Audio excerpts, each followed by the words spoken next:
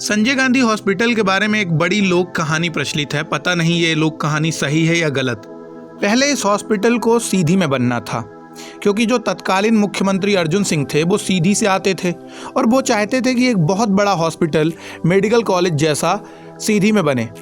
पर उस समय जो रीवा में नेता थे वो श्रीनिवास तिवारी थे और उनके बारे में कहावत थी कि वो बड़े जिद्दी टाइप के और बहुत ही विकासशील पुरुष थे। तो उन्होंने ऐसा किया कि सीधी में जो हॉस्पिटल बन रही थी तो 1 मंजिल हॉस्पिटल सीधी में रह गई और बाकी की जो 6 मंजिला हॉस्पिटल है वो रीवा में बन गई। और उस समय तत्कालीन सरकार कांग्रेस की थी।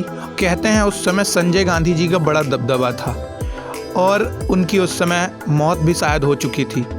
इसी वजह से इस हॉस्पिटल का नाम संजय गांधी मेमोरियल हॉस्पिटल रखा गया, क्योंकि यह हॉस्पिटल उनकी स्मृति में बनाया गया था और कांग्रेस की सरकार स्टेट में और सेंट्रल में होने की वजह से इसका नाम भी संजय गांधी जी के नाम पर पड़ा।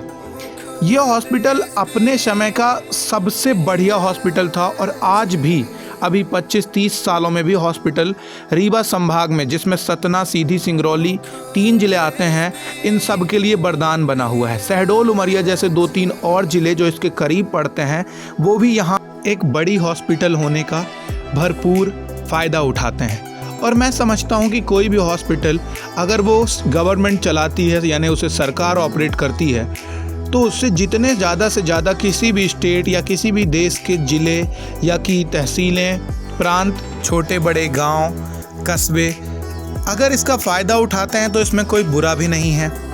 इस हॉस्पिटल में एम्बुलेंस की सुविधा है। भारत सरकार और मध्य प्रदेश सरकार मिलकर इस हॉस्पिटल को चलाती हैं, इसलिए ये पूरी तरह फ्री है।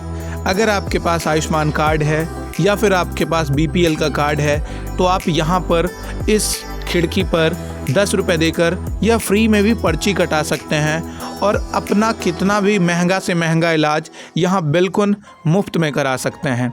और सबसे बड़ी बात, यहाँ की भीड़ कम होती है और आप कभी भी पूरे दिन में कभी भी आ सकते हैं, क्योंकि यहाँ आपातकालीन सुविधाएं उपलब्ध हैं। वैसे सुबह 8 बजे से 12 बजे तक आप चाहें तो पर्ची कटा सकते हैं। सामान्य तौर पर यहाँ पर्ची कटती है, पर इमरजेंसी रूप में जो मैंने पहले बताया वैसे कटती है। यहाँ हनुमान जी का एक बहुत बड़ा शानदार मंदिर है, जहाँ ज़्यादातर लोग अपने मरीजों की बेहतरी के लिए दुआएं मांगते हैं। इस हॉस्पिटल में लिफ्ट की सुविधा उपलब्ध है। इसका मतलब आप लिफ्ट के अंदर जाएं और लिफ्ट से बड़ी आसानी के साथ मरीज या फिर आप ऊपर जा सकते हैं। ऑपरेटर भी होता है इस लिफ्ट में। अगर आप अनजान हैं या आप नहीं जानते हैं लिफ्ट कैसे चलाएं तो इसकी भी सुविधा सरकार ने कर रखी है। मरीज के परिजन भी ऊपर जा सकते हैं इस लिफ्ट से और स्टाफ भी ऊपर जा सकता है। लोग इस लिफ्ट का सहारा लेकर अपने मरीजों को ऊपर तक ले जा सकते हैं, ऊपर से नीचे ला सकते हैं। और तो और यहाँ पर एक हेल्प डेस्क भी बना हुआ है। यहाँ पर अगर आपको हॉस्पिटल के बारे में कोई जानकारी चाहिए तो आप यहाँ पर किनारे पूछ सकते हैं। और ये गेट है, बहुत बड़ा सा गेट है, जहाँ से आप कई सारे लोग एक साथ निकल सकते हैं। पार्किंग की सुविधा उपलब्ध है। पार्किंग में जो लोग हैं वो थोड़ा र्यूड हैं, वो आपसे पैसे की डिमांड कर सकते हैं। हालांकि पैसे दे देने के बाद भी कोई नुकसान नहीं होता, क्योंकि पैसे देने से अगर आपकी गाड़ी 1 लाख की गाड़ी सुरक्षित रहती है तो इसमें मुझे नहीं लगता कोई नुकसान है। और इस हॉस्पिटल का जो इंफ्रास्ट्रक्चर है वो बहुत ही बड़ा है और मुझे लगता है बहुत ज़्यादा बेड का हॉस्पिटल है। कई सारे मरीज यहाँ भर्ती एक साथ हो सकते हैं। और तो और ये हमेशा खाली भी रहता है, मतलब ऐसा नहीं है कि यहाँ बेड के लिए आपको तरसना पड़े। और ये हॉस्पिटल का इंफ्रास्ट्रक्चर लगभग बहुत बेहतर है। ये एक ऐसा पॉइंट है जहाँ पर बड़ी ही ठंडी हवा आती है। और तो और ये हॉस्पिटल पर्यावरण की दृष्टि से भी बढ़िया है, क्योंकि ये सोलर पैनल से भी चलता है। यहाँ बहुत सारी सोलर पैनल से एनर्जी क्रिएट की जा सकती है। थोड़ा सा इस हॉस्पिटल के छतों में दरार आ चुकी है, मतलब मुझे लगता है, मैं उम्मीद करता हूँ कि इस हॉस्पिटल को एक बार फिर से इसकी मरम्मत की जाएगी, ताकि यह हॉस्पिटल लगातार आने वाले कई हज़ार सालों तक, मैं तो ये भी कहूँगा, कि अपनी सुविधाएं देता रहे। यहाँ पानी की सुविधा भी बहुत अच्छी है। आप पानी के लिए वाटर कूलर लगा हुआ है। लगभग यहाँ सारी चीज़ें बेस्ट हैं। वैसे तो मुझे लगता है कि किसी को बीमार ही नहीं होना चाहिए, पर अगर कोई बीमार हो जाता है, अगर उसकी हिम्मत भी नहीं होती कि वो हॉस्पिटल में ऊपर कैसे जाएगा, वो हॉस्पिटल में कैसे नीचे जाएगा, वो हॉस्पिटल में कैसे सुविधा युक्त चीज़ों का फ़ायदा उठा पाएगा, तो मैं समझता हूँ उसे मेरा ये ब्लॉग देखना चाहिए।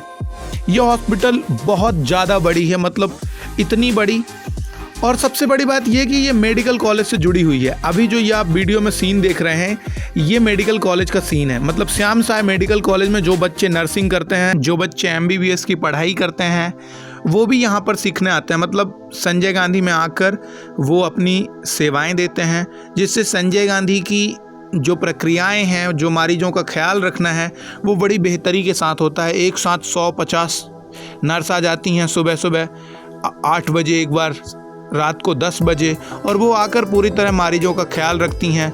यह हॉस्पिटल एक तो नए डॉक्टर तैयार करता है, और जो बच्चे BSc नर्सिंग का पेपर देते हैं और इंटरेस्ट पास करते हैं, वो भी यहीं से अपनी तैयारी और यहीं से वो सीखते हैं। आज 21वीं सदी में लोग कहते हैं फैमिली वैल्यू सिस्टम ख़त्म हो गया है। लोग कहते हैं कि फैमिली अगर अलग रहे तो वो ज़्यादा ग्रोथ करती है। लोग कहते हैं कि अगर फैमिली कॉम्प्लेक्स या संयुक्त परिवार ना हो तो हम ज़्यादा ग्रोथ कर सकते हैं, पर ऐसा है नहीं। ये जो औरत इनको खाना खिला रही है, ये इनकी बहू है। इन बाबा जी का बच्चा अपने काम में लगा हुआ है, इन बाबा जी की बेटियां अपने काम में लगी हुई हैं, पर इन बाबा जी की जो बहू है वो इनको खाना खिलाती है, इनके कपड़े साफ करती है। ये बाबा चलने की हालत तक में नहीं है, पर सिर्फ इस औरत की वजह से ये बाबा आज जीवित है, इस बाबा की सेवा करती है। और ये जो औरत है, इनकी 4 बच्चियां भी हैं। उन 4 बच्चियों में एक बच्ची को ये साथ में लिए हुई हैं। इस बच्ची को भी मैनेज करती हैं, इस बाबा को भी मैनेज करती हैं, इसको खाना भी खिलाती हैं, इसके कपड़े बदलती हैं, इसको नहलाती हैं, इसको कहीं से कोई दवाई, इसकी कोई रिपोर्ट लानी हो तो वो भी वो नीचे से लाती हैं। ये इतनी बड़ी हॉस्पिटल है कि अगर एक रिपोर्ट लाना हो तो आपको लिफ्ट से 3 मंजिला नीचे जाना होगा और वहाँ से फिर लेके आना होगा। और सबसे अच्छी बात ये कि हमेशा खुश रहती है, कम चीज़ों में खुश रहती है। मतलब इनका खाना जो है इनके खाने के लिए नहीं आता है, तो ये जो दुकान में सामान आता है कि 5 रुपए का चना हो गया, बिस्किट हो गई, ये सब हो गया, वो ये अपने बच्ची को खिलाती है, खुद भी खाती है, और मतलब ऐसे ही छोटी मोटी चीज़ों से अपना पेट भरती है। मतलब एक दिन तक इसने ऐसा किया। दूसरे दिन जो इनके दामाद हैं इन बाबा जी के, वो आए और खाना लेके आए, फिर ये जो इनकी बहू है, इन्होंने खाना खाया। तो मतलब बच्ची को लेकर अकेले बाबा जी को भर्ती करके रखना, ये बहुत बड़ी बात है। अगर आपको बुखार है, ये ऐसी बीमारी है जिसमें आपको ना सर्जरी करवानी है, मतलब मेडिसिन डिपार्टमेंट में जाना है, तो आप 4th फ्लोर में जा सकते हैं और यहाँ एडमिट हो सकते हैं और अपनी दवाई यहाँ बिल्कुल मुफ्त में करा सकते हैं। रात में यहाँ से बाहर का सीन बहुत अच्छा लगता है, तो अगर आप मरीज के साथ हैं तो मुझे नहीं लगता कि आप यहाँ बोर होंगे। रात में ये हॉस्पिटल बिल्कुल दिल्ली मुंबई की जैसी ऊंची ऊंची इमारतों जैसी दिखती है।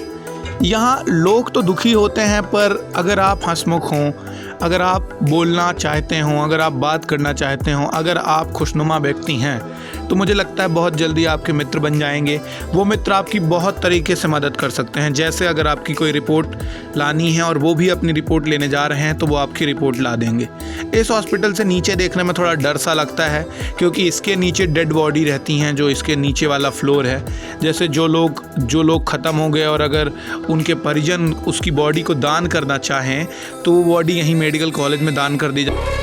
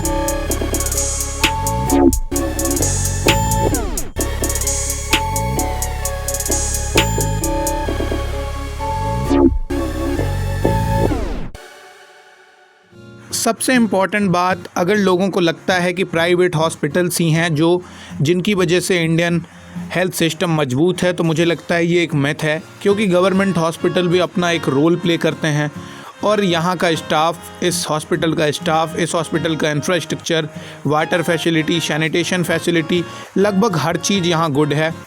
और मैं उम्मीद करता हूँ और मैं ये सलाह भी देता हूँ कि अगर आपके घर में कोई मरीज है या आप बीमार होते हैं तो संजय गांधी ज़रूर जाएं और संजय गांधी का भरपूर फ़ायदा उठाएं। अगर आपके शहर में इतना बड़ा हॉस्पिटल है, अगर आपके हॉस्पिटल या आपके शहर में इतनी सारी सुविधाएं हैं तो इन सुविधाओं को आप ज़रूर उठाएं और संजय गांधी आएँ और संजय गांधी में अपना इलाज कराएं। मेरे इस वीडियो बनाने का मकसद सिर्फ इतना सा है ताकि लोग अवेयर हों और लोग जानें कि प्राइवेट हॉस्पिटल में पैसा बर्बाद करना पैसे को पानी में बहाने जैसा है। तो अपने पैसे को पानी में मत बहाएं और थोड़ा सा इकोनॉमिकली इंटेलिजेंट बने, अपने पैसे को लेकर जागरूक बने, पैसे को बर्बाद ना